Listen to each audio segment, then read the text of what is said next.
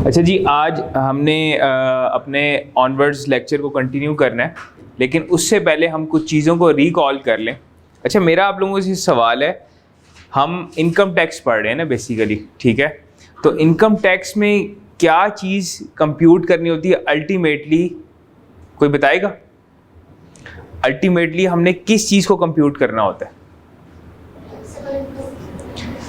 Taxable income. लेकिन उससे भी आगे चलें, जो फाइनल आंसर होता है हमारा इनकम टैक्स का, वो क्या होता है?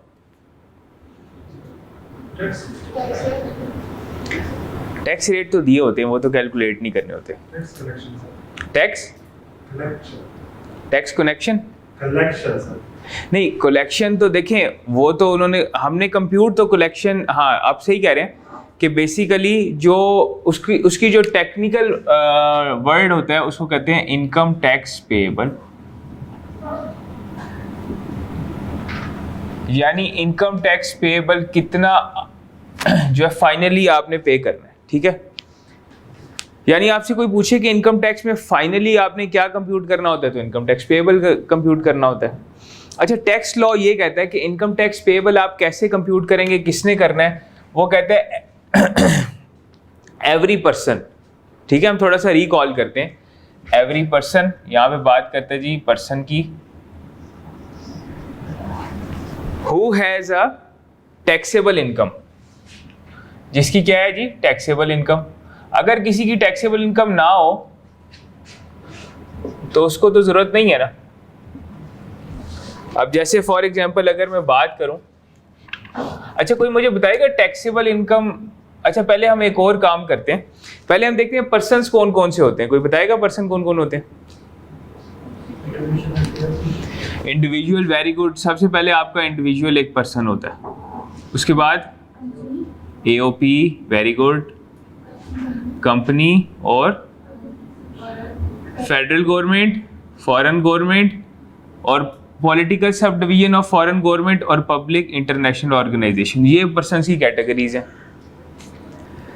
तो वो कहते हैं इनकम टैक्स पेएबल किसने कंप्यूट करना है? Every person who has a taxable income in each tax year. यहाँ पे वो टैक्स ईयर का कॉन्सेप्ट भी देता है, वही टैक्स ईयर की इनकम, डेली बेसिस नहीं, मंथली बेसिस नहीं, टैक्स ईयर का कॉन्सेप्ट आपका आ गया, ठीक है? जिसकी एक टैक्स ईयर में क्या बन रही है? टैक्सेबल इनकम, ठीक है? अब देखें, आप लोग भी तो इंडिविजुअल्स हैं, पर्सन्स हैं, आप लोग अपना इनकम टैक्स पेएबल क्यों नहीं कंप्यूट करते? क्वेश्चन है आप लोगों से। उसने कहा ना एवरी पर्सन की बात की है, तो पर्सन्स में तो आप भी हैं। टैक्सेबल इनकम नहीं है, वेरी गुड। अच्छा, टैक्सेबल इनकम कितने इनकम से स्टार्ट हो रही है? टैक्स रेट्स में जरा देख के बताएं। आपको टैक्स रेट्स दिए ना, एक सैलरीड का टेबल था, एक नॉन सैलरीड का। अभी सब सिर्फ हम इंडिविजुअल की बात करते हैं, ठीक है? तो उसमें मुझे बताएं कि पहला टेबल हमने किसका था? पहला टेबल था नॉन सैलरीड का ना, और दूसरा टेबल था आपका सैलरीड का। अब मुझे ये बताएं कि टैक्सेबल इनकम कितनी अमाउंट से स्टार्ट हो रही है? आपसे कोई पूछता है टैक्सेबल इनकम कितनी अमाउंट से स्टार्ट होती है, तो क्या बताएंगे?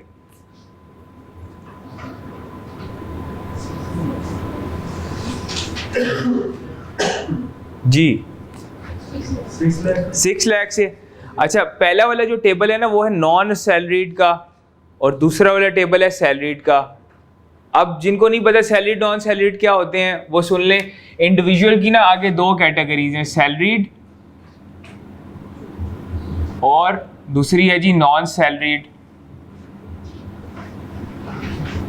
अच्छा, सैलरीड कौन होता है? सैलरीड वो बनता होता है जिसकी टैक्सेबल इनकम जो है ना, सैलरी इनकम जो है ना वो 75% ऑफ टैक्सेबल इनकम से ज्यादा हो, ठीक है? इनकम्स बहुत सारे सोर्सेज से आ रही होती है ना, बिजनेस से भी आ रही होती है, सैलरी से भी आ रही होती है, इनकम फ्रॉम प्रॉपर्टी से भी आ रही होती है। हमने हेड्स पढ़े थे, अभी हम दोबारा भी रिवाइज कर लेंगे।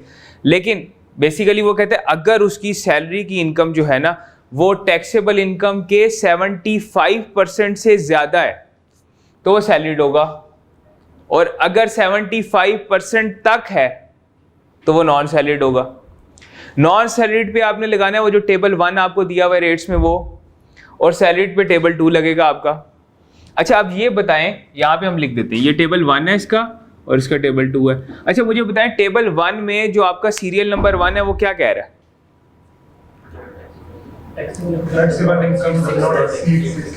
Does not exceed 6 lakh.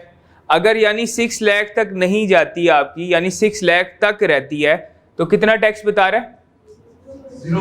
0%, यानी उस पर आपका कोई टैक्स नहीं है, टैक्सेबल इनकम वो नहीं है, ठीक है। और दूसरा सैलरीड की कहाँ से शुरू होते हैं?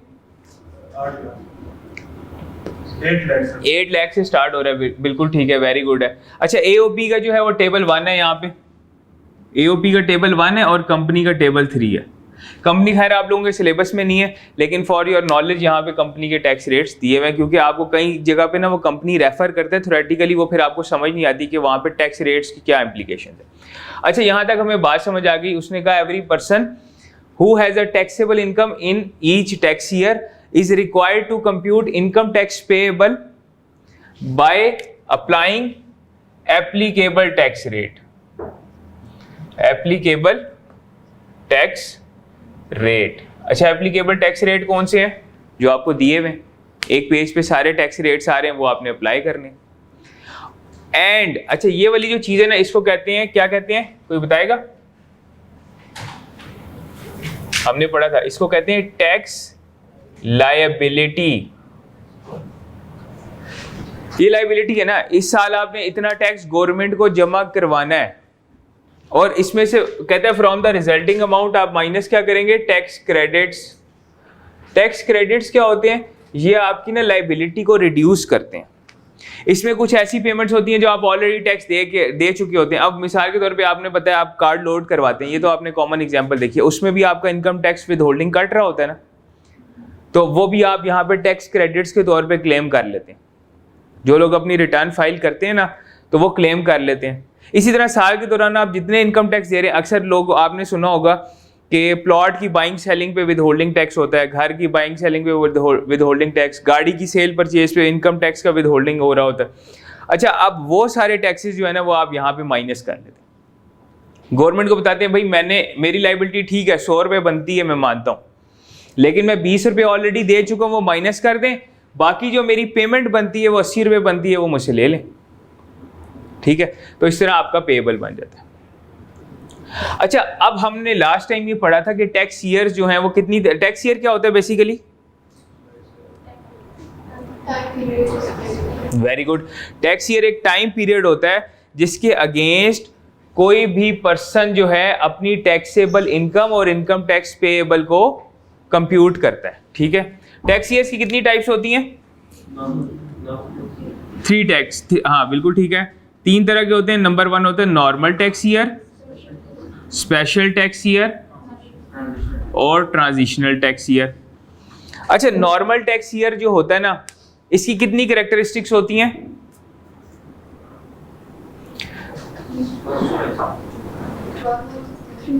Very good. एक पहले आपने बताना कितनी होती हैं, सवाल सुने, कितनी कैरेक्टरिस्टिक्स होती हैं? 2। मतलब किसी भी आपने अगर किसी भी टैक्स ईयर को टेस्ट करना है क्या ये नॉर्मल टैक्स ईयर है कि नहीं है, तो आपने 2 क्राइटेरियाज अप्लाई करने हैं। नंबर 1 पीरियड ऑफ 12 मंथ्स, और बिल्कुल ठीक है एंडिंग जो है वो 30 जून पे होगा, 30 जून पे वो एंड होगा, ठीक है। अच्छा डिनोटेड बाय जो है ना, वो इसका क्राइटेरिया नहीं है। डिनोटेड बाय वो वैसे बता रहा है कि आप उसे डिनोट कैसे करेंगे, ठीक है, वो उसका क्राइटेरिया नहीं है। स्पेशल टैक्स ईयर जो है इसकी कितने क्राइटेरिया हैं इसके भी 2 हैं। क्या क्या? बिल्कुल ठीक है, 12 मंथ्स का पीरियड होता है, एंडिंग कहाँ पे होता है? वेरी गुड, अदर देन 30 जून, 30 जून के अलावा खत्म होता है। अब किसी भी महीने में खत्म हो सकता है। स्टार्ट कब होता है? ये तो 1 जुलाई को होगा क्योंकि 12 मंथ्स का है। स्पेशल टैक्स ईयर कब खत्म करना चाह रहे हैं आप? कोई एक एंडिंग डेट बता दें। 30 अगस्त हो गया स्टार्ट। अगर आपने फॉर एग्जांपल देखें 31 दिसंबर आपने अज्यूम किया, लेट सपोज, ठीक है, तो अगर वो 12 मंथ्स का पीरियड है तो 1 जनवरी से शुरू होगा। अगर आप कहते हैं 31 मार्च पे एंड हो रहा है तो 12 महीने का पीरियड 1 अप्रैल से शुरू होगा। ठीक है। तो यानी 12 मंथ्स मैंने बता दिया 2 क्राइटेरिया इसके, 12 मंथ्स का और एंड होगा 30 जून के अलावा। अब 30 जून के अलावा जब भी खत्म होगा उससे 12 महीने पीछे ले जाए तो वहां से स्टार्ट हो रहा होगा। क्लियर है? ट्रांजिशनल टैक्स ईयर क्या होता है? अच्छा, अब ये एक चीज समझ लें कि बाय डिफॉल्ट जो है वो आपका नॉर्मल टैक्स ईयर होता है। यानी जब कोई बंदा अपनी इनकम टैक्स में रजिस्ट्रेशन करवाने जाता है या एफपीआर जाता है, सबसे पहले उसकी जो रजिस्ट्रेशन होती है ना, उसको नॉर्मल टैक्स ईयर असाइन कर दिया जाता है।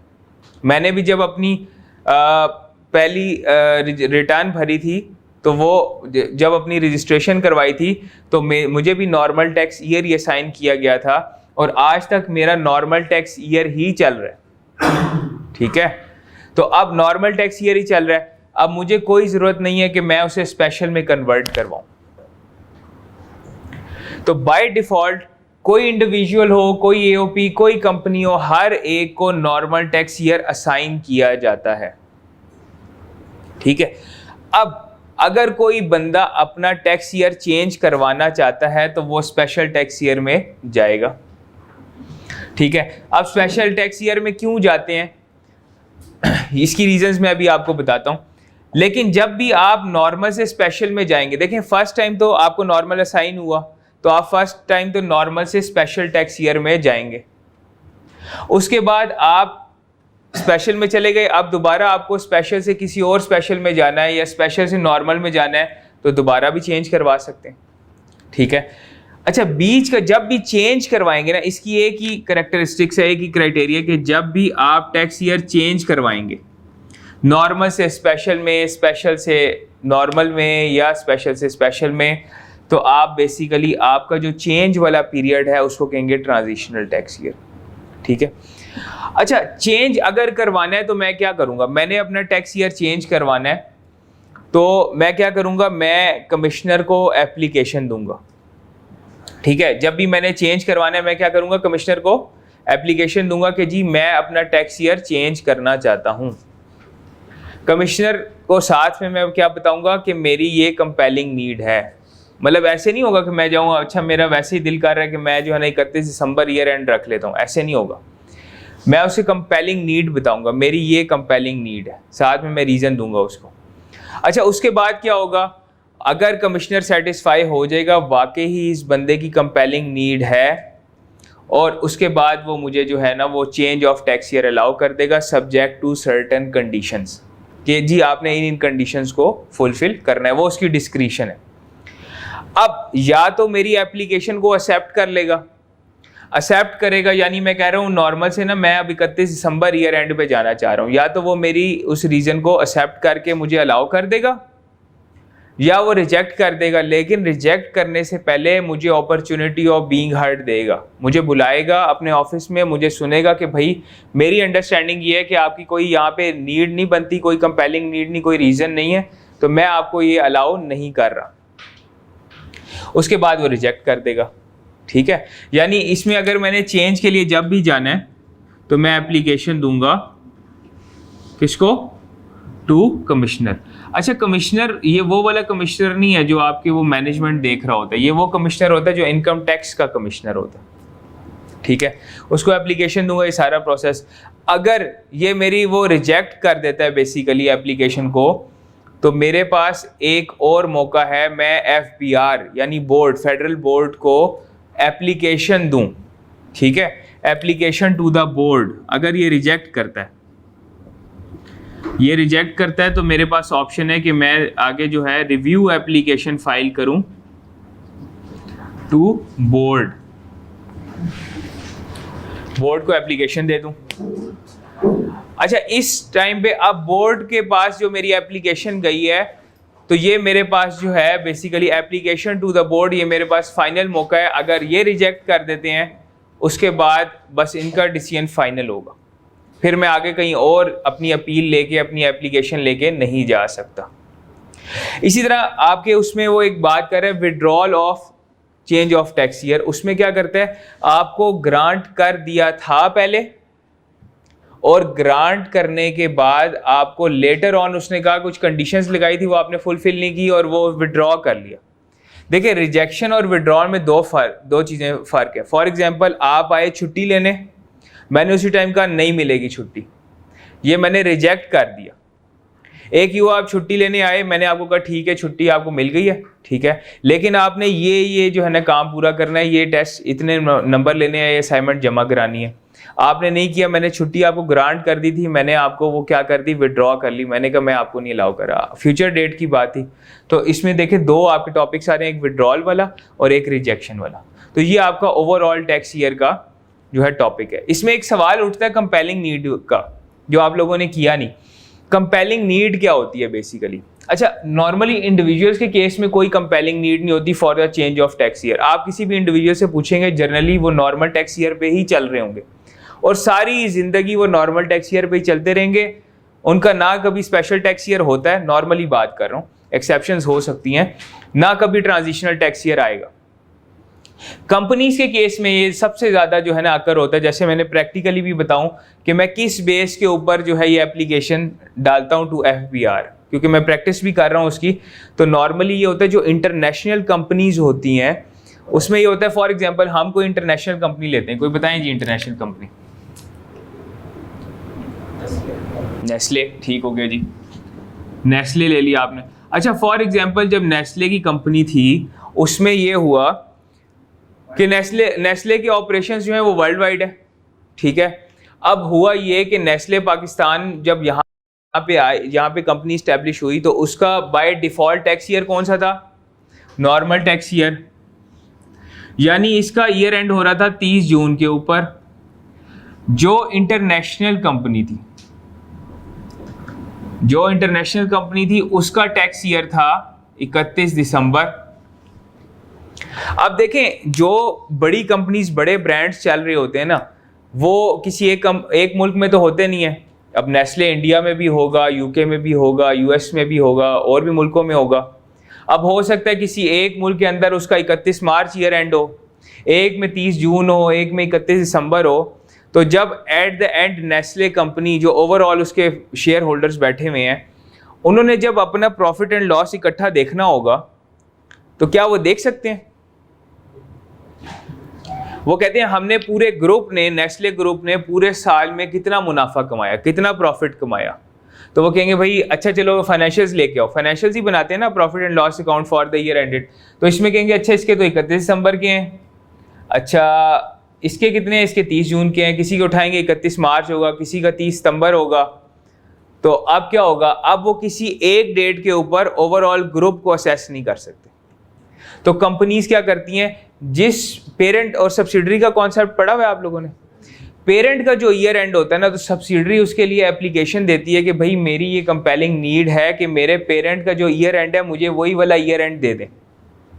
तो ये वो कंपेलिंग नीड होती है जिसके ऊपर कमिश्नर को नॉर्मली कंपनीज एप्लीकेशन देती हैं और उसकी बेस पे वो ईयर एंड चेंज होता है उनका, तो वो उसमें स्पेशल में चली जाती हैं। जबकि इंडिविजुअल को ऐसी कोई नीड नहीं होती, ठीक है, उसका कोई पेरेंट या उस तरह से एसोसिएटेड कोई नहीं होता जिसके साथ उसने अपने प्रॉफिटेबिलिटी को मैच करना हो। क्लियर है जी? कोई क्वेश्चन है तो बताएं। टैक्स ईयर का उसमें से नोट्स में से पढ़ लें। अच्छा जी, ये हम उस पर तो पढ़ चुके थे, टाइप्स तीनों पढ़ चुके थे। अब इसमें देखें बाय डिफॉल्ट वो कह रहे हैं आपको 74(1) वाला टैक्स ईयर मिलेगा। अच्छा, हमने आज पढ़ना था ये जो नेक्स्ट पेज पे आ रहा है, पेज नंबर 2 के ऊपर। अच्छा, पेज 2 पे देखें क्या आ रहा है, FBR by notification permit normal और स्पेशल टैक्स ईयर। अच्छा, यहाँ पे ये बात कर रहा है कि FBR जो है ना, अक्सर ऐसा होता है कि पूरे क्लास ऑफ पर्सनस को ना पूरा एक टैक्स ईयर अलॉट कर देता है। जैसे बैंकिंग कंपनी है ना, बैंकिंग इंडस्ट्री, उसको 31 दिसंबर अलॉट हुआ है, उनका फिक्स है, वो नॉर्मल में नहीं जाते। क्योंकि आपने देखा होगा, आप कभी किसी बैंक के फाइनेंशियल स्टेटमेंट्स उठाए ना, लिस्टेड, जो सारे बैंक्स ऑलमोस्ट लिस्टेड ही होते हैं, ठीक है, तो उनका देखें सबका ईयर एंड 31 दिसंबर है। इंश्योरेंस इंडस्ट्री पूरी 31 दिसंबर है ईयर एंड, ठीक है। तो बोर्ड जो है बाय नोटिफिकेशन पूरी एक क्लास ऑफ पर्संस को स्पेशल टैक्स ईयर अलाउ कर देगा या पूरे क्लास को नॉर्मल टैक्स ईयर, बोर्ड की डिस्क्रिशन है ये, ठीक है, क्योंकि किसी भी क्लास को अलाउ कर सकते हैं। जिनको नहीं अलाउ करेगा वो तो standard by default normal tax year में जाएंगे, वो चेंज भी करवा सकते हैं, उनके लिए कोई फिक्स सिस्टम नहीं है। लेकिन जिनको बोर्ड अलॉट कर देता है कि जी आपने ये यूज़ करना है, फिर वो चेंज नहीं करवा सकते। उसके बाद जी application for change of tax year में वो क्या कह रहा है, a person using normal tax year may apply to the commissioner to allow him to use special tax year. इसी तरह कह रहा है person using special tax year may apply to the commissioner to allow him to normal tax year. ठीक है, जो normal use कर रहा है वो स्पेशल में करवाना चाह रहा है, कमिश्नर को अप्लाई करे। जो स्पेशल में है वो अगर दोबारा नॉर्मल में जाना चाह रहा है तो कमिश्नर को अप्लाई करे। आगे कह रहे हैं the commissioner may allow him to use such special tax year और normal tax year, the commissioner shall grant permission if the person has shown a compelling need shall be subject to conditions as the commissioner may impose. उसके बाद कह रहे जी an order shall be made after providing the applicant an opportunity of being heard, उसे पहले बुला के सुना जाएगा, ठीक है, एक दफा। और उसके बाद कह रहे हैं in case rejection order the commissioner shall record the reasons of rejection. Commissioner क्या देगा, reasons of rejection. A person dissatisfied with the order of the may file review application to the board and decision of the board shall be final. तो commissioner को application देने के बाद वो board के पास जा सकता है, लेकिन बोर्ड का डिसीजन फाइनल होगा, उसके बाद कहीं नहीं जा सकता। अच्छा, तो वो आप लोगों के ज़हन में नहीं आया, तो कमिश्नर भी तो फेडरल बोर्ड का बंदा है, तो फिर बोर्ड के पास क्यों जा रहे हैं? Higher authority, very good. जैसे मतलब फॉर एग्जांपल आप मेरे पास आए, मैंने आपको छुट्टी नहीं ग्रांट की, आप प्रिंसिपल साहब के पास चले गए, ठीक है। तो इसी तरह बोर्ड जो है ना एक हायर अथॉरिटी है, ठीक है। उसके बाद जी आगे नेक्स्ट वो क्या कह रहे हैं, विड्रॉन ऑफ परमिशन। इसमें भी वही कह रहे हैं कि कमिश्नर ने एक दफ़ा आपको जो परमिशन ग्रांट कर दी थी, ठीक है, उसके बाद उसको विड्रॉ करेगा, लेकिन उसमें भी आपको अपॉर्चुनिटी ऑफ बीइंग हर्ड देगा, ठीक है। अपॉर्चुनिटी ऑफ बीइंग हर्ड याद रखें, ये बड़ा एक बेसिक फंडामेंटल प्रिंसिपल है किसी भी सिटीजन का, किसी भी पर्सन का। आपने अक्सर देखा होगा कि अगर कोई जो है मिसाल के तौर पे कोई बंदा जो है वो पब्लिकली किसी को कत्ल भी कर दे, ठीक है, फिर भी अदालत एक दफ़ा उसे बुला के पूछती है क्या आप अपनी सफाई में कुछ कहना चाहेंगे, ठीक है। तो ये अपॉर्चुनिटी ऑफ बीइंग हर्ड जो है फंडामेंटल प्रिंसिपल है ऑफ नेचुरल राइट, ठीक है, किसी भी पर्सन का। तो इसलिए वो कह रहा है कि कोई भी आपने फैसला करना है तो बेसिकली आप अपॉर्चुनिटी ऑफ बीइंग हर्ड उसको देंगे। तो इसमें भी कह रहे हैं कि अगर आप उसके विड्रॉन के फैसले से डिससेटिस्फाइड हैं तो आप बोर्ड के पास चले जाएं, और विड्रॉल के फैसले के अगेंस्ट जो आप बोर्ड के पास गए हैं उसमें भी बोर्ड का डिसीजन फाइनल होगा। क्लियर है जी?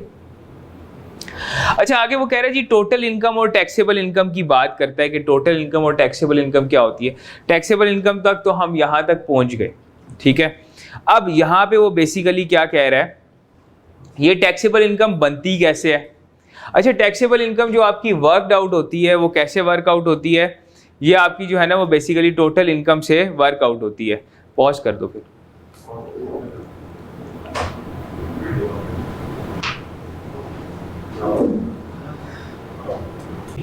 नॉर्मल टैक्स ईयर, स्पेशल और ट्रांजिशन में सर सिर्फ टैक्स ईयर चेंज होने से सर इससे हमें क्या फायदा होता है? एक बार फिर बंदा अपने मुताबिक डेट रखता है, जैसे कि 31 दिसंबर एंड डेट 1 जनवरी मतलब स्टार्टिंग।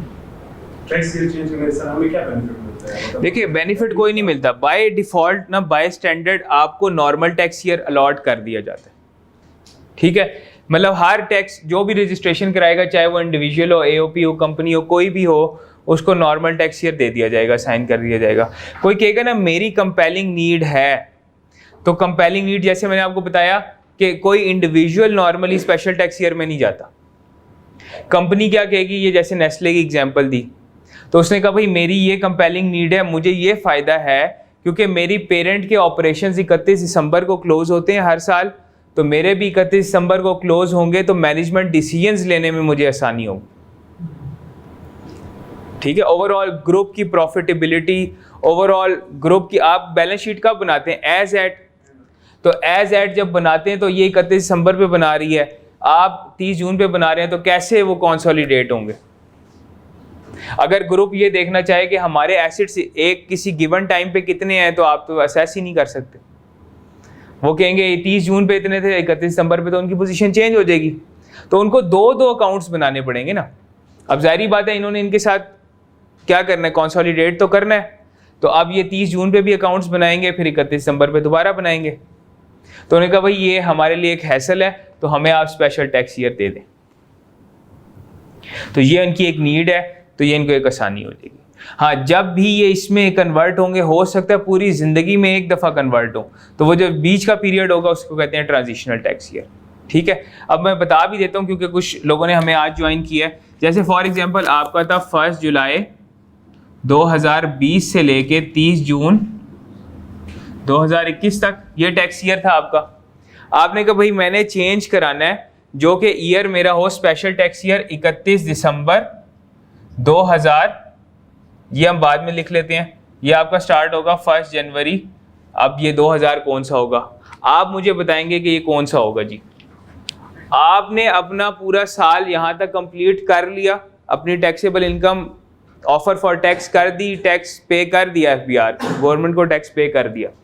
अब अगला 1 जनवरी कब आपका शुरू हो रहा होगा? वेरी गुड, 2022 से आपका शुरू हो रहा होगा। 21 तो गुजर गया, तो 2022 से लेके 2022 तक ये एंड हो रहा होगा।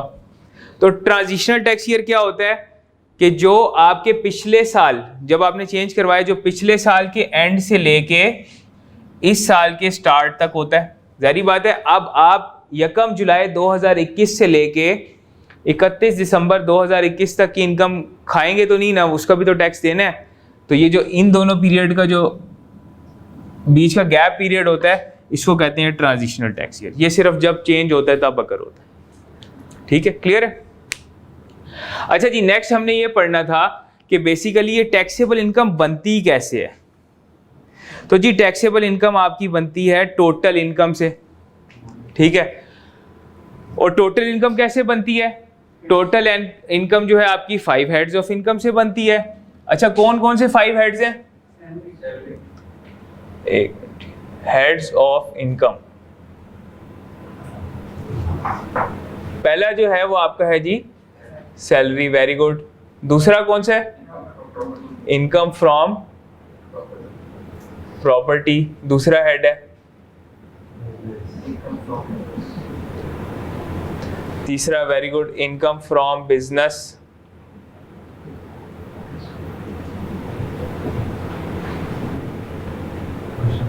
आगे capital gains, very good.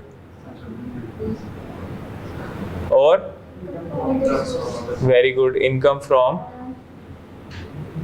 Other source.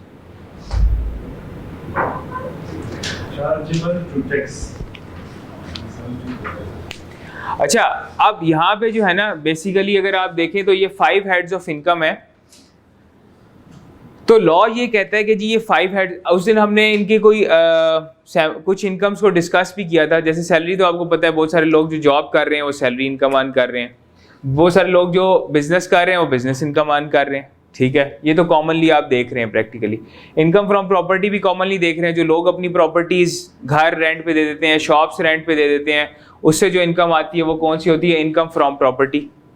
ठीक है, कैपिटल गेन्स में हमने कौन सी इनकम डिस्कस की थी? वेरी गुड, शेयर्स की, या प्लॉट या घर की बाइंग सेलिंग करें उसकी इनकम जैसे आ गई आपकी। ठीक है, इमोल प्रॉपर्टी की। इनकम फ्रॉम अदर सोर्सेज में यहाँ पे कौन सी इनकम जाती है? Very good, interest income, dividend income, royalty. खैर इसके ऊपर पूरा चैप्टर है, हम उस टाइम पे इसको डिस्कस करेंगे तो हमें ये इन डिटेल हम देख लेंगे कि क्या इसमें वो सोर्सेज आ रहे हैं। यार आप यहाँ आ जाओ आगे। हाँ जी, आगे आ जाओ। अच्छा, उसमें ये क्या है, ये आपके बेसिकली क्या है, आपके 5 हेड्स हैं। अच्छा, इन 5 हेड्स के अंदर ना आपकी 2 तरह की इनकम्स होती हैं। अच्छा, सबसे पहले ये देखें कि किसी भी एक हेड के अंदर इनकम कैसे कंप्यूट होगी। For example income from business की इनकम है, आप कैसे कंप्यूट करते हैं?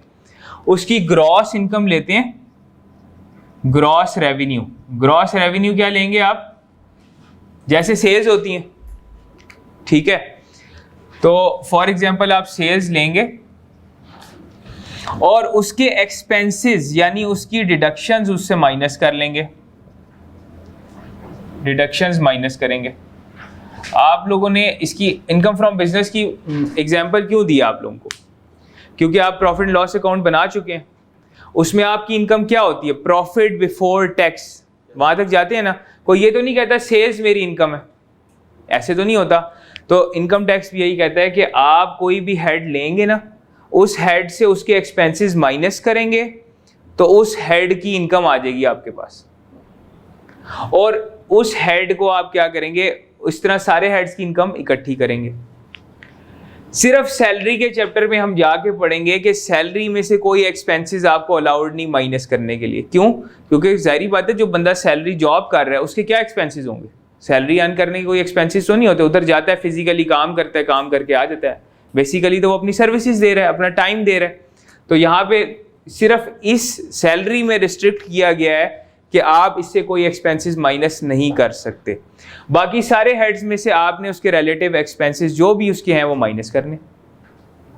जैसे इनकम फ्रॉम प्रॉपर्टी कमाते हैं, आप इनकम फ्रॉम प्रॉपर्टी अर्न कर रहे हैं तो जाहिर बात है आपने फॉर एग्जांपल एक बिल्डिंग रेंट आउट की हुई है, तो क्या आप बिल्डिंग की रिपेयर नहीं कर रहे होते?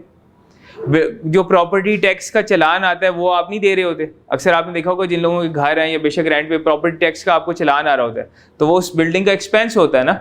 इसी तरह बिल्डिंग अब पेंट होती है, उसके अंदर और रिपेयर एंड मेंटेनेंस के एक्सपेंसेस होते हैं, तो वो माइनस आप करेंगे। तो लॉ ये कहता है कि आपने किसी भी हेड की इनकम जब कंप्यूट करनी है तो उसके एक्सपेंसेस माइनस करने हैं आपने, ठीक है। अब वो क्या होंगे, अब नेट बेसिस के ऊपर आपने ड्राइव कर ली, नेट बेसिस के ऊपर इनकम ड्राइव कर ली आपने। अच्छा, अब नेट बेसिस के ऊपर जब आपने ड्राइव की तो या वो इनकम क्या होगी, टैक्सेबल,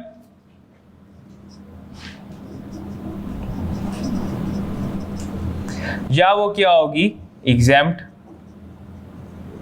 कुछ इनकम्स लॉ में एग्जैम्प्ट भी है, ठीक है।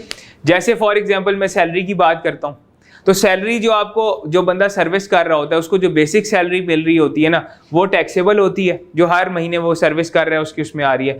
लेकिन जब उसे रिटायरमेंट के बाद पेंशन मिलती है तो वो एग्जैम्प्ट होती है, पेंशन के ऊपर कोई टैक्स नहीं है जैसे, ठीक है दोनों सैलरी हैं। देखें दोनों ने जॉब की कहीं पे, तो दोनों को उससे क्या मिला है, रिटर्न मिल रहा है जॉब से, एम्प्लॉयमेंट से, तो वो है सैलरी की डेफिनेशन में जाएगा। लेकिन एक टैक्सेबल है कंपोनेंट, दूसरा एग्जैम्प्ट है। इस तरह बहुत सारे हैं, जैसे मेडिकल, बहुत सारी कंपनीज जो है मेडिकल प्रोवाइड करती हैं अपने एम्प्लॉयज को, तो वो एग्जैम्प्ट होता है। तो जब आप टैक्सेबल और एग्जैम्प्ट दोनों को काउंट करेंगे मिला के, तो इन दोनों को मिला के कहेंगे टोटल इनकम, टोटल इनकम, ठीक है। यानी जाहिर बात है टोटल का क्या मतलब होता है, सारी की सारी इनकम, चाहे वो टैक्सेबल है चाहे वो एग्जैम्प्ट है।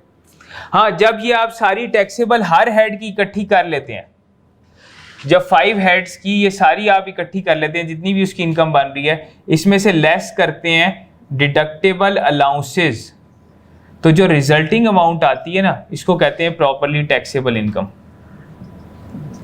यानी हर हेड की जो आपकी टैक्सेबल इनकम है, जब आप उसे इकट्ठा करेंगे उसके बाद एक एग्रीगेट वैल्यू आ जाएगी। जब वो एग्रीगेट वैल्यू आ जाएगी तो लॉ कहता है अच्छा आप उसमें से ना डिडक्टेबल अलाउंस माइनस करें। जब आप डिडक्टेबल अलाउंस माइनस करेंगे तो ये जो टैक्सेबल इनकम आई है वो ये होगी जिसके ऊपर आप एप्लीकेबल टैक्स रेट लगाते हैं। यानी लॉ बेसिकली अब है ये, देखिए ना, आपका सवाल होगा कि हर हेड की जब हमने टैक्सेबल इनकम इकट्ठी की तो एग्रीगेट सबको इकट्ठा कर लिया, तो ये डायरेक्ट ये क्यों नहीं बना? इसलिए नहीं बना क्योंकि लॉ जो है ना आपको 4 डिडक्टेबल अलाउंस कहता है कि चलें आप फॉर, ये आपके पर्सनल एक्सपेंसेस हैं, ये आप माइनस कर लें और बेनिफिट ले लें। जैसे फॉर एग्जांपल इनमें 4 के अंदर क्या क्या है, एक है ज़कात आपकी, एक है WWF, एक है WPPF और एक है deductible allowance on educational expenses. अब जैसे ज़कात है, क्या मुझे सैलरी कमाने के लिए ज़कात देना ज़रूरी है? मैं कहीं जॉब करता हूं तो क्या वो कहेंगे हम आपको नौकरी नहीं करने देंगे, आप ज़कात नहीं देंगे? तो मैं अगर कहीं पे बिजनेस करता हूं तो वो क्या कहेंगे, नहीं हमसे आपसे चीज़ें नहीं खरीदेंगे जब तक आप ज़कात नहीं देंगे। ऐसे भी नहीं होगा। इनकम फ्रॉम प्रॉपर्टी में भी ऐसे नहीं होगा। ये तो मेरा ज़ाती एक्सपेंस है, मेरी वेल्थ के ऊपर है, मैं जानता हूँ सिर्फ। लेकिन लॉ क्या कहता है कि चलें आपने जब ये टैक्सेबल इनकम कंप्यूट की, आपने ज़कात दी, तो हम आपको जो है ना इसको एक बेनिफिट के तौर पे आपकी इनकम को रिड्यूस कर देते हैं। तो ये आपके जो 4 डिडक्टेबल अलाउंस अभी हम पढ़ेंगे इंशाल्लाह, तो आप वो जब 4 डिडक्टेबल अलाउंस माइनस करते हैं तो ये वो टैक्सेबल इनकम आ जाती है जिसके ऊपर आप वो टैक्स रेट्स अप्लाई करते हैं। जी कोई क्वेश्चन है तो बताएं। अच्छा जी, अब आ जाए नोट्स के ऊपर। नोट्स में अगर आप देखें तो सबसे पहले आपको कह रहा है कि टोटल इनकम कैसे कंप्यूट करेंगे आप। तो टोटल इनकम जैसे वो उसमें लिखा हुआ है कि सैलरी की अज्यूम की 10 है, इनकम फ्रॉम प्रॉपर्टी की एज्यूम की 20 है, बिजनेस की 30 है, कैपिटल गेन्स 40 और इनकम फ्रॉम अदर सोर्सेज 50। तो इसको जब आपने सारे को टोटल किया तो 150 बन गया आपका। इसके नीचे लिखा हुआ है चार्जेबल टू टैक्स, इसका मतलब है ये वो वाली इनकम है जो हर हेड की टैक्सेबल इनकम आ गई आपकी। नीचे लिखा आ रहा है पर्सन्स एग्जाम्प्ट इनकम 25, तो हो सकता है इसकी कोई एग्जाम्प्ट इनकम भी हो, तो एग्जाम्प्ट इनकम भी ऐड करेंगे तो टैक्सेबल और एग्जाम्प्ट हर हेड की ऐड करेंगे तो क्या बन जाएगा टोटल इनकम। तो 175 जो है ना वो इसकी टोटल इनकम आ गई। उसके बाद वो कह रहे हैं अच्छा इस टोटल इनकम से आपने टैक्सेबल इनकम कैसे बनानी है। अच्छा कैसे बनाएंगे टोटल इनकम से टैक्सेबल इनकम। अगर वैसे यहाँ पे देखें हमने अब इसको यहाँ से लेके हमने यहाँ तक पहुँचना है, तो कैसे पहुँचे जरा यहाँ से वर्कआउट करें, रिवर्स वर्किंग करें। टोटल इनकम से क्या चीज़, वेरी गुड, टोटल से एग्जाम्प्ट निकालेंगे तो हर हेड की टैक्सेबल इनकम आ जाएगी। जब सारे हेड्स की टैक्सेबल इनकम आ जाएगी तो उससे क्या माइनस करेंगे डिडक्टेबल अलाउंस, तो टैक्सेबल इनकम आ जाएगी। तो देखें ऐसे नहीं हुआ हुआ आपकी, देखें हर हेड के अंदर जो टोटल इनकम आपकी कितनी आती है 175, उसमें से एग्जाम्प्ट इनकम 25 निकालें तो क्या आंसर आएगा 150। ये हर हेड की आपकी क्या आ गई टैक्सेबल इनकम 150। उसमें से उसने कहा आपने डिडक्टेबल अलाउंस माइनस कर देने हैं, कितने अज्यूम किए थे 50 हैं, तो आपकी टैक्सेबल इनकम आ गई 100 रुपीज़। ठीक है। अच्छा इसमें बीच में एक लिखा हुआ है प्रॉफिट ऑन डेट, ये काट दें, ये इस दफ़ा ओमिट हो गया। ठीक है, ये प्रॉफिट ऑन डेट वाला डिडक्टेबल अलाउंस इसी साल में ओमिट हुआ है, इसको काट दें, अब ये खत्म हो गया। उसके बाद कह रहे हैं income under a head of income, किसी भी हेड में आपने इनकम कैसे कंप्यूट करनी है, तो कह रहे हैं भाई total amount derived by the person chargeable to tax under the head of income. जो भी उसने उस हेड में पूरी इनकम ड्राइव की है, जो ग्रॉस सेल्स थी जैसे लेट सपोज वो थी 50, ठीक है, उसमें से आपने deductions allowed to the person under that head, जो उस हेड की डिडक्शंस हैं, जैसे आपने बिजनेस में जो माइनस किया क्या बिजनेस एक्सपेंसेस, तो आपकी रिमेनिंग इनकम जो क्या आ गई 30, तो ये आपकी वो 30 देखें ऊपर इनकम फ्रॉम बिजनेस में लिखी हुई भी है, ये इनकम फ्रॉम बिजनेस की एग्जांपल आपको बना के दी थी कि बेसिकली क्या हुआ, ये इस तरह से ऊपर फिर उस हेड में आपकी वर्कआउट होगी उस हेड की इनकम। वो कह रहे हैं where total deduction exceed the amount chargeable, वो कह रहे हैं अगर आपकी टोटल डिडक्शंस एक्सपेंसेस से बढ़ जाए तो क्या होता है लॉस आ जाता है। प्रॉफिट एंड लॉस भी बनाते हैं तो यही प्रिंसिपल होता है ना, जब आपके एक्सपेंसेस बढ़ जाते हैं तो लॉस में आ जाते हैं आप, तो कह रहे हैं लॉस में। और कह रहे हैं जी लॉस आपकी किन सेक्शंस में इनकम टैक्स ऑर्डिनेंस के डील हो रहे हैं 56 टू 59B। इसके आगे बेशक लिख लें चैप्टर 11, लॉसेस का हमारा चैप्टर 11 है कि लॉसेस को कैसे डील करेंगे हम इनकम टैक्स के अंदर, तो वो चैप्टर 11 में हम पढ़ेंगे। उसके बाद वो आपसे बात कर रहे हैं रेजिडेंट और नॉन रेजिडेंट पर्सन की। याद है हमने रेजिडेंट और नॉन रेजिडेंट का कॉन्सेप्ट पढ़ा था। अच्छा जी, अभी हमने ये नहीं पढ़ा रेजिडेंट कौन होता है और नॉन रेजिडेंट कौन होता है, ठीक है, लेकिन हमने ये पढ़ा था टैक्स इंप्लीकेशंस क्या होती हैं। ठीक है, रेजिडेंट की क्या के ऊपर क्या इंप्लीकेशंस होती हैं, कोई बताएगा?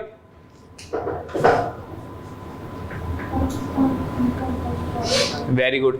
जो रेजिडेंट पर्सन होता है उसने अपनी पाकिस्तानी इनकम को भी यहाँ टैक्सेबल इनकम में शामिल करना होता है और फॉरेन सोर्स इनकम को भी यहाँ टैक्सेबल इनकम में शामिल करना होता है। फॉर एग्जांपल मेरा बिजनेस पाकिस्तान में भी हो और यूके में भी हो, तो अब सवाल अराइज होगा ना कि मैंने क्या अपनी सिर्फ मैं तो पाकिस्तानी इनकम पे टैक्स देना है, यहाँ पे टैक्सेबल इनकम में शामिल करना है, या जो है दोनों को शामिल करना है।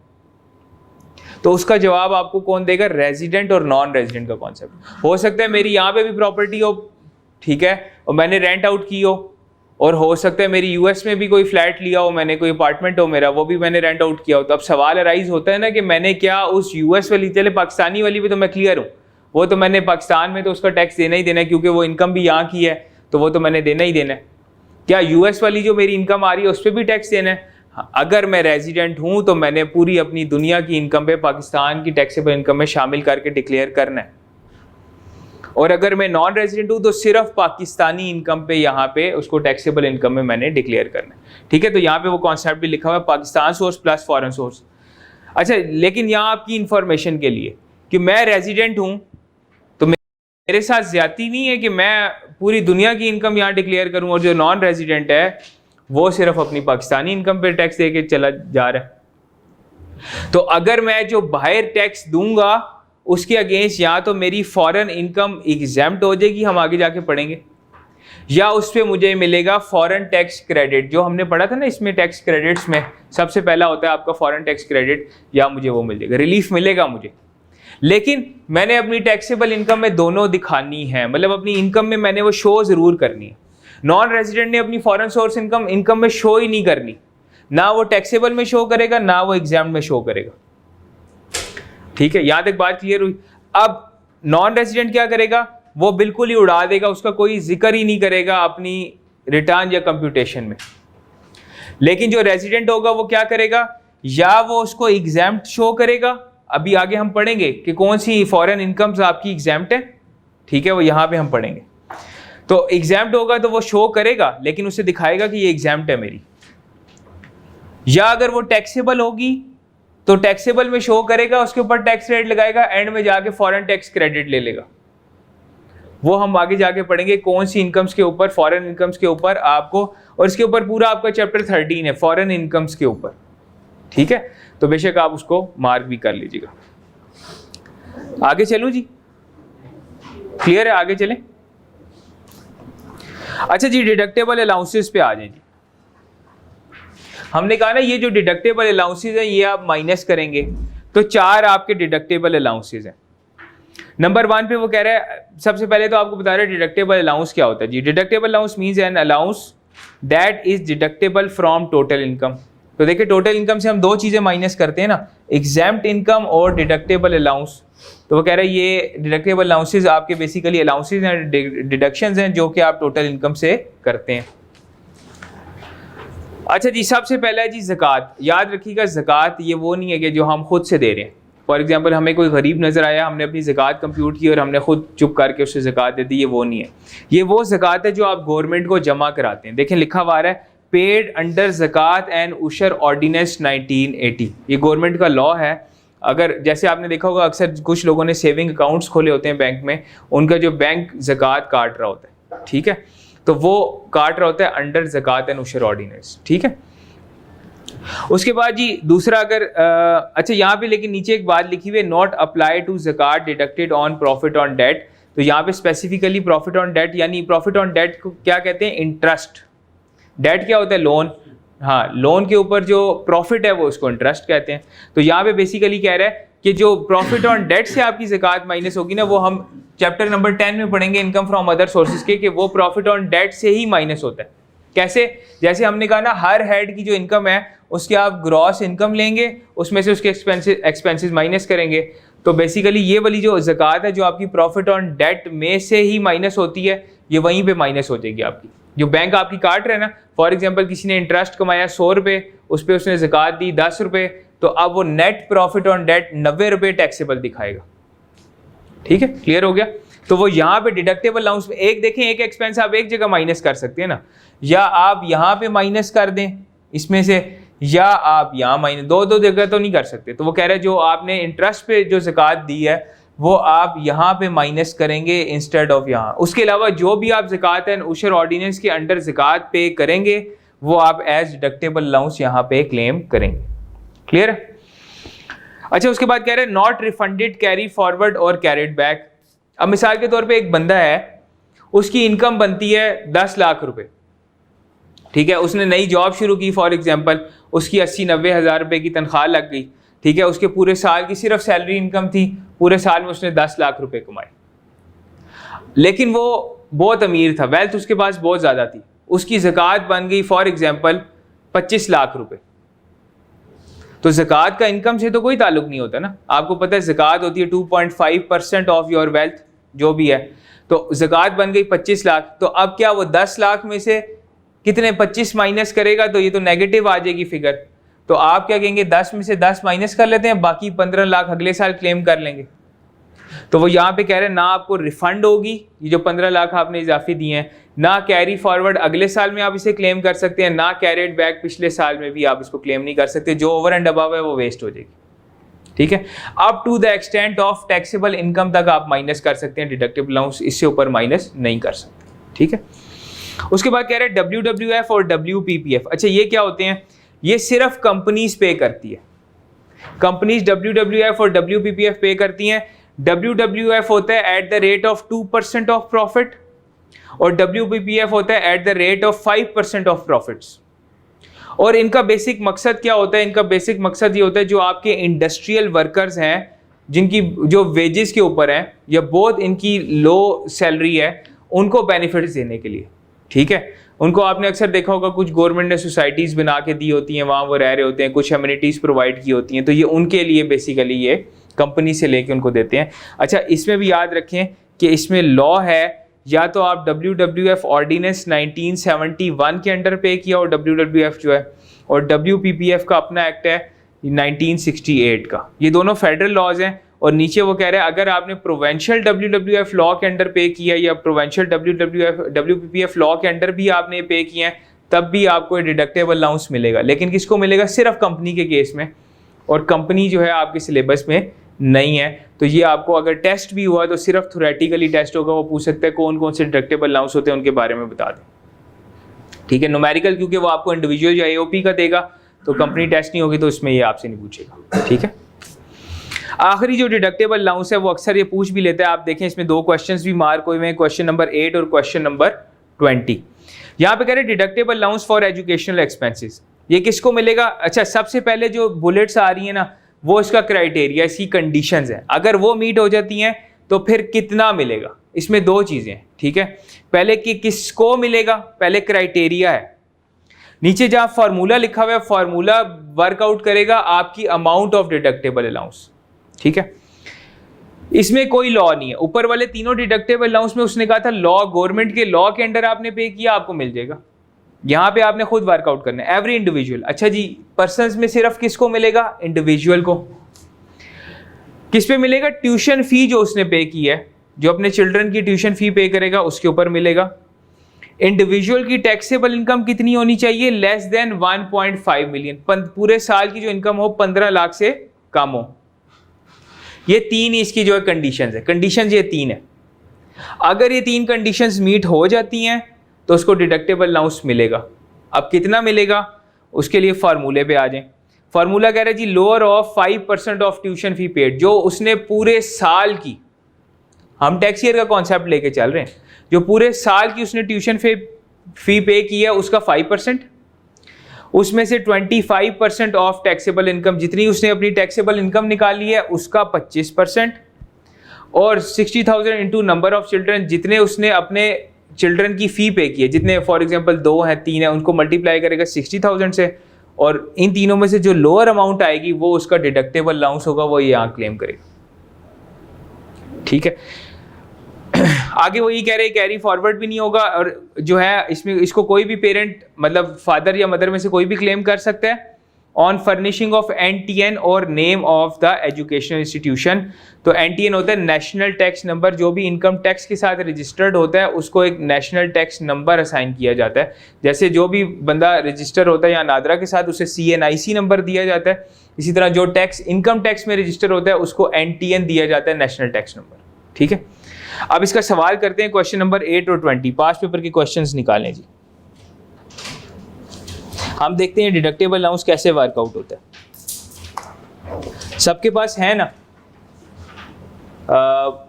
मेजॉरिटी के पास है, किसी के साथ अगर बैठ जाओ, वरना मैं प्रोजेक्टर ऑन कर दूंगा अगर नहीं है तो।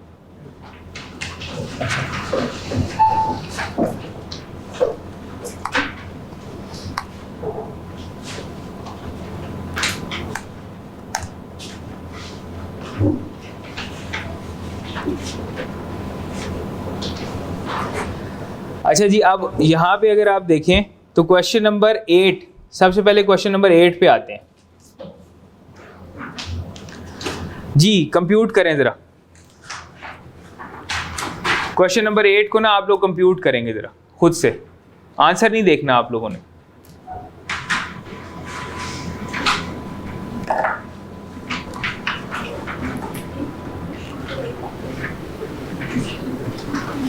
क्वेश्चन 8 मिला आप लोगों को?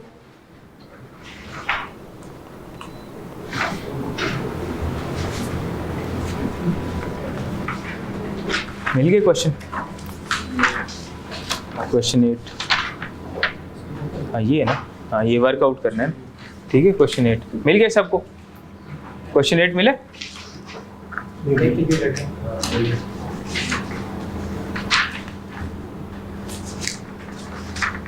आंसर्स नहीं देखने, इसमें एक पेज पे आंसर्स हैं, एक पेज पे क्वेश्चंस हैं आपके, वो लग रहा है मुझे।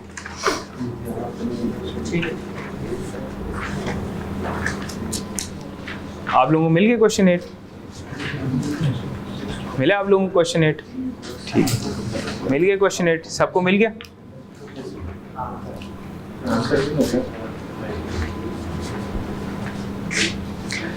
सॉल्व करें इसको रजिस्टर पे ना, 7 फार्मूला। अब पहले सबसे आपने देखना है एलिजिबल है बंदा कि नहीं है, उसके बाद आपने इसको सॉल्व, उसका फार्मूला अप्लाई करके इसको आंसर निकालना है, कितना मिलेगा डिडक्टेबल अलाउंस।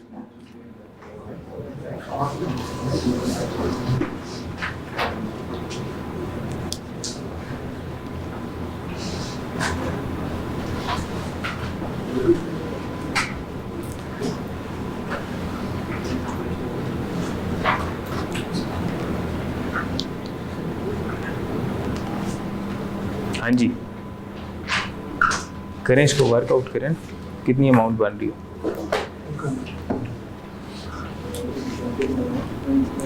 नोट्स से निकालें ना, 7 नोट्स देखें, नोट्स में देखें फार्मूला अप्लाई करें। पहले सबसे पहले क्राइटेरिया लगाएं कि क्या ये बंदा उस पर फॉल कर रहा है कि नहीं कर रहा।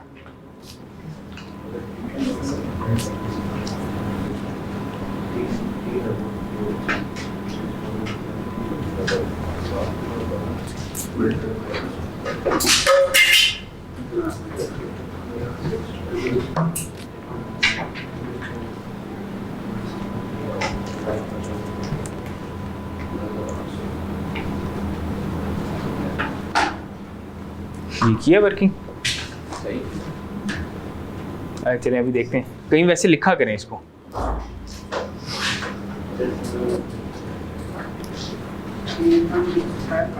कितना आ रहा है? लोअर ऑफ है।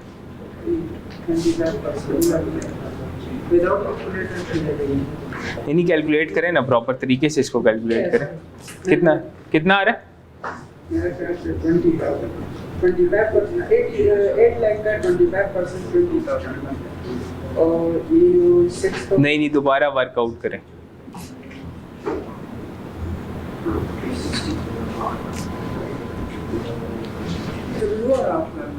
हाँ, लोअर ऑफ करना है, तीनों वैल्यूज कंप्यूट करें और लोअर ऑफ करें।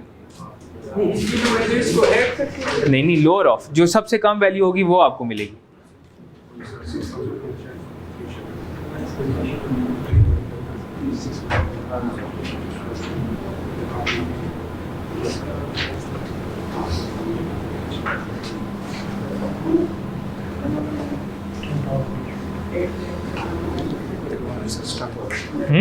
उसका 2 लेक्चर्स में नहीं था सर। नहीं, ये तो मैंने आज पढ़ा है। नोट्स का है, नोट्स ये तो आ जाएगा। नहीं, आपके पास तो है ना नोट्स, ये आ जाएगा। तो नोट्स का है, अभी आज पढ़ा है क्राइटेरिया, उसमें तो कोई मसला ही नहीं है, मैं अभी करवाऊंगा। अभी नोट्स का है, अभी जो डिडक्टेबल अलाउंस पढ़े थे, कोई मसला नहीं है उसमें, कोई ऐसा मसला नहीं, आ जाए तो कोई मसला नहीं। देखो पहले वो कह रहा है इंडिविजुअल होना चाहिए, इंडिविजुअल है कि नहीं है क्वेश्चन में? 3 चिल्ड्रन है, इंडिविजुअल है ना। उसके बाद कह रहा है ट्यूशन फी पे की है उसने, कितनी पे की है? 6,000। हाँ ठीक है। उसके बाद टैक्सेबल इनकम उसकी 15 लाख से कम है, 8 लाख कम है तो मिलेगा। अब फार्मूला नीचे अप्लाई करना है, सारी चीज़ें दी हुई हैं, ट्यूशन फ़ी कंप्यूट करके उसको 5% लेना है और वो करना है, बस इस तरह से कंप्यूट कर लेना है।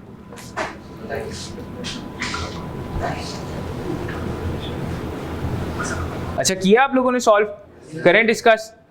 अच्छा देखें, सबसे पहले ना आपने क्या करना था इस सवाल के अंदर, हमने पढ़ा था कि एजुकेशनल एक्सपेंसेस के जो है ना, अब आप लोगों ने साथ साथ मुझे रिस्पॉन्ड करना है।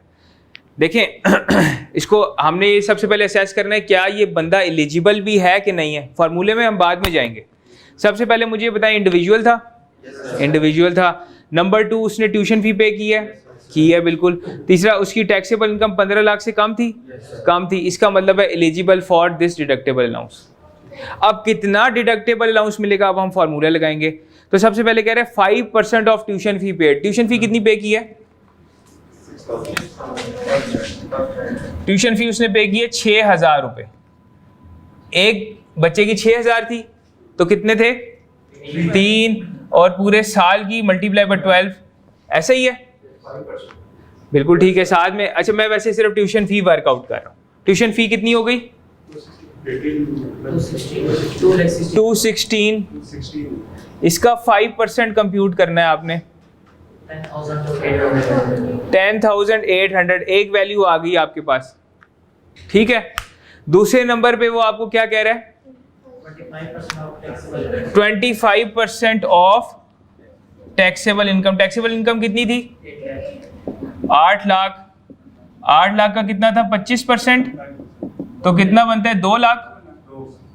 ठीक हो गया। तीसरे नंबर पे आपने कौन सी वैल्यू कंप्यूट करनी थी? 60,000 इंटू 3, तो 180,000 बन गया। तो इसमें से लोअर कौन सी अमाउंट है? 10,800 रुपए। ये उसको डिडक्टेबल अलाउंस मिल जाएगा। देख लें इसका आंसर जो आई कैप ने दिया हुआ है।